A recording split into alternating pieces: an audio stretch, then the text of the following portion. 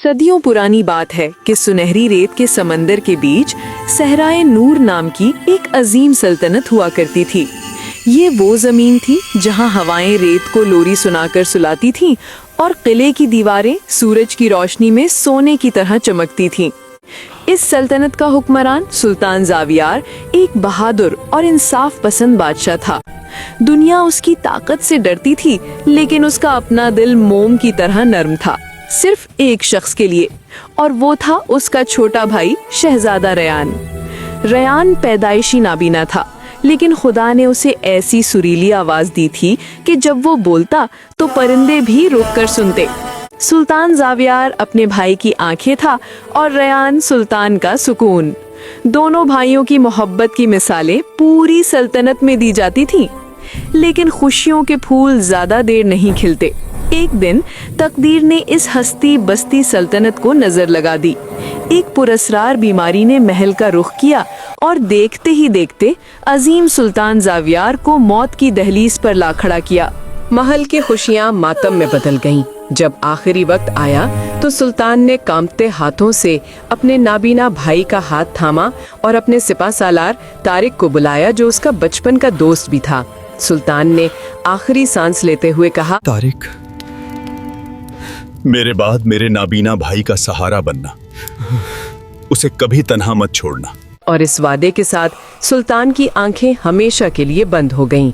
सुल्तान के जाने के बाद रेयान टूट गया। वो भाई के गम में दिन रात रोता। तारिक ने जाहिरी तौर पर तो हमदर्दी दिखाई, लेकिन चेहरे दिलों का हाल नहीं बताते। तारिक के दिल में हवस का सांप कुंडली मारे बैठा था। वो सोचता था कि एक नाबीना लड़का सल्तनत कैसे चलाएगा, ये तख्त मेरा है। हसद की आग ने उसे अंधा कर दिया था। और फिर एक रात उसने एक खौफनाक मंसूबा बनाया। एक दिन तारिक शहजादा रेयान के पास आया और बड़ी मोहब्बत से बोला, मेरे शहजादे, आप बहुत उदास हैं। शहर से दूर एक शिफा का चश्मा है, जहाँ का पानी पीने से दिल का हर गम धुल जाता है। चलिए, मैं आपको वहाँ ले चलता हूँ। मासूम रेयान, जो अपने भाई की याद में तड़प रहा था, उसकी बातों में आ गया। उसे क्या खबर थी कि वो शिफा के चश्मे पर नहीं, बल्कि अपनी मौत की तरफ जा रहा है। तारिक उसे लेकर वीरान पहाड़ों में पहुंचा, जहां दूर दूर तक कोई न था। एक गहरी अंधी खाई के किनारे पहुंचकर तारिक ने घोड़ा रोका। रेयान ने पूछा, तारिक, इतनी खामोशी क्यों है? पानी कहाँ है? तारिक ने एक शैतानी कहकहा लगाया, पानी नहीं, यहाँ सिर्फ मौत है। और इससे पहले कि रेयान कुछ समझ पाता, तारिक ने उसे जोरदार धक्का दिया। रेयान चीखता हुआ गहरी खाई में जा गिरा। तारिक ने नीचे देखा और हंसते हुए बोला, सुल्तान मर चुका है और अब तुम भी एक किस्सा बन जाओगे। ये कहकर वो वहां से चला गया। दिन गुजरते गए, रातें बीत गईं। रेयान इस अंधी खाई में अकेला था, जख्मी और भूखा।